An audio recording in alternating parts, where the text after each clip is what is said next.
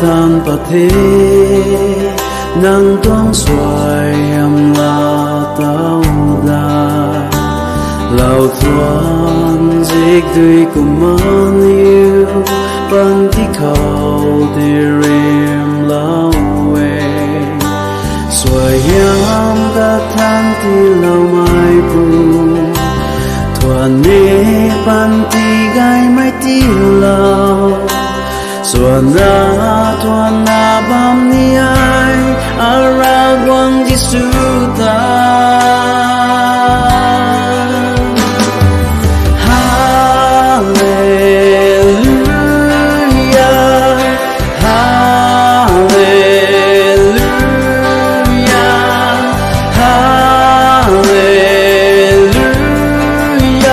ai tuan bám ni